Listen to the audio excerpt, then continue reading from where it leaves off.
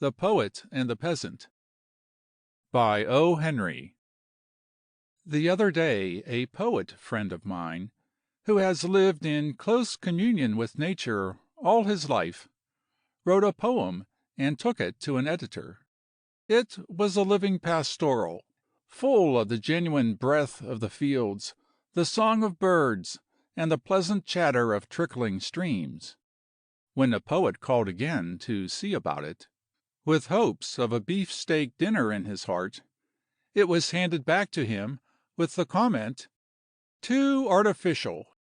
Several of us met over spaghetti and Dutchess County Chianti, and swallowed indignation with slippery forkfuls. And there we dug a pit for the editor.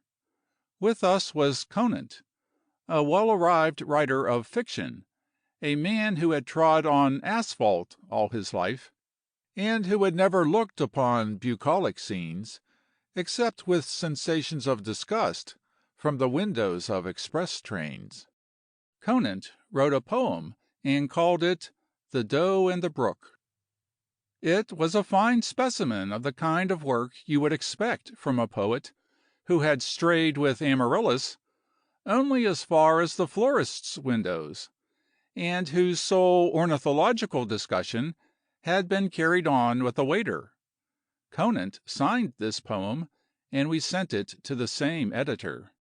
But this has very little to do with the story.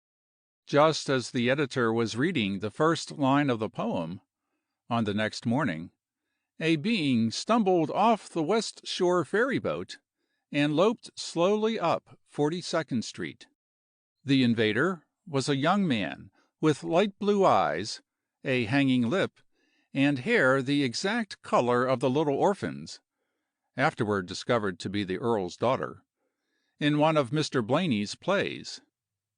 His trousers were corduroy, his coat short-sleeved, with buttons in the middle of his back. One bootleg was outside the corduroys. You looked expectantly, though in vain, at his straw hat for ear-holes, its shape inaugurating the suspicion that it had been ravaged from a former equine possessor. In his hand was a valise. Description of it is an impossible task. A Boston man would not have carried his lunch and law books to his office in it. And above one ear, in his hair, was a wisp of hay, the rustic's letter of credit, his badge of innocence, the last clinging touch of the Garden of Eden lingering to shame the gold-brick men. Knowingly, smilingly, the city crowds passed him by. They saw the raw stranger stand in the gutter and stretch his neck at the tall buildings. At this they ceased to smile, and even to look at him. It had been done so often. A few glanced at the antique valise to see what Coney attraction, or brand of chewing gum, he might be thus dinning into his memory. But for the most part he was ignored. Even the newsboys looked bored when he scampered like a circus clown out of the way of cabs and street cars. At 8th Avenue stood Bunko Harry, with his dyed mustache and shiny good-natured eyes. Harry was too good an artist not to be pained at the sight of an actor overdoing his part. He edged up to the countryman, who had stopped to open his mouth at a jewelry store window, and shook his head. "Too thick, pal," he said critically. "Too thick by a couple of inches. I don't know what your lay is, but you've got the properties too thick. That hay? Now, why, they don't even allow that on Proctor Circuit any more." "I don't understand you, mister," said the green one. "I'm not looking for any circus. I've just run down from Ulster County to look at the town, bein' that the hayin's over with. Gosh, but it's a whopper! I thought Poughkeepsie was some punkins, but this here town is 5 times as big." "Oh, well," said Bunko Harry, raising his eyes, "I didn't mean to butt in. You don't have to tell. I thought you ought to tone down a little, so I tried to put you wise. Wish you success at your graft, whatever it is. Come and have a drink, anyhow." "I wouldn't mind having a glass of lager beer," acknowledged the other. They went to a cafe frequented by men with smooth faces and shifty eyes, and sat at their drinks. "I'm glad I've come across you, mister," said Haylocks. "How'd you like to play a game or two of 7-up? I've got the curds." He fished them out of Noah's valise, a rare, inimitable deck, greasy with bacon suppers and grimy with the soil of cornfields. Bunko Harry laughed loud and briefly. "Not for me, sport," he said firmly. "I don't go against that make-up of yours for a cent, but I still say you've overdone it. The Rubes haven't dressed like that since '79. I doubt if you could work Brooklyn for a key-winding watch with that layout." "Oh, you needn't think I ain't got the money," boasted Haylocks. He drew forth a tightly rolled mass of bills as large as a teacup, and laid it on the table. "Got that for my share of grandmother's farm," he announced. "There's $950 in that roll. Thought I'd come to the city and look around for a likely business to go into." Bunko Harry took up the roll of money and looked at it with almost respect in his smiling eyes. "I've seen worse," he said critically. "But you'll never do it in them clothes. You want to get light tan shoes and a black suit and a straw hat with a colored band, and talk a good deal about Pittsburgh and freight differentials, and drink sherry for breakfast in order to work off phony stuff like that." "What's his line?" asked 2 or 3 shifty-eyed men of Bunko Harry, after Haylocks had gathered up his impugned money and departed. "The queer, I guess," said Harry. "Or else he's one of Jerome's men, or some guy with a new graft. He's too much hayseed. Maybe that his. I wonder now. Oh, no, it couldn't have been real money." Haylocks wandered on. Thirst probably assailed him again, for he dived into a dark groggery on a side street and bought beer. At first sight of him, their eyes brightened, but when his insistent and exaggerated rusticity became apparent, their expressions changed to wary suspicion. Haylocks swung his valise across the bar. "Keep that a while for me, mister," he said, chewing at the end of a virulent claybank cigar.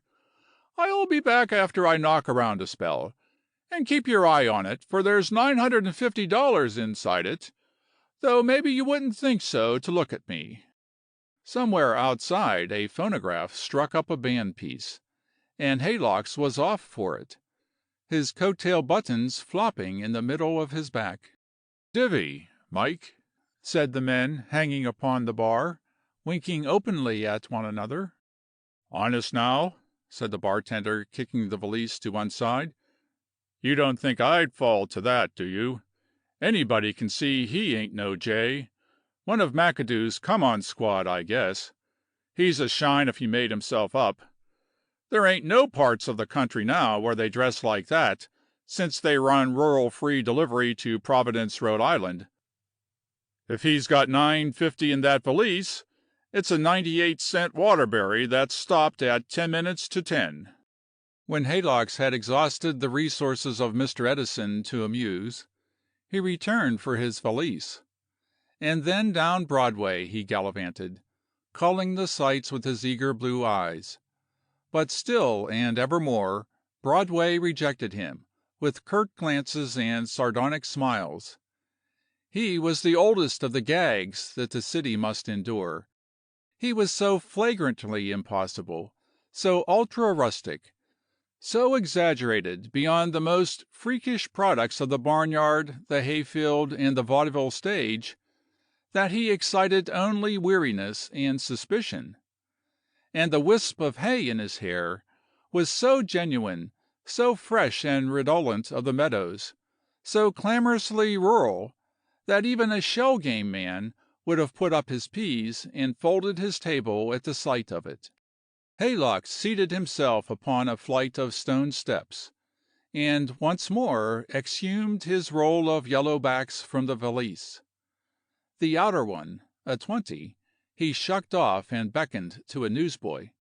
"Son," said he, "run somewhere and get this changed for me. I'm mighty nigh out of chicken feed. I guess you'll get a nickel if you'll hurry up." A hurt look appeared through the dirt on the newsie's face. "Oh, what's your tink? G'wan and get your funny bill changed yourself. They ain't no farm clothes you got on. G'wan with your stage money." On a corner lounged a keen-eyed steerer for a gambling house. He saw Haylocks, and his expression suddenly grew cold and virtuous.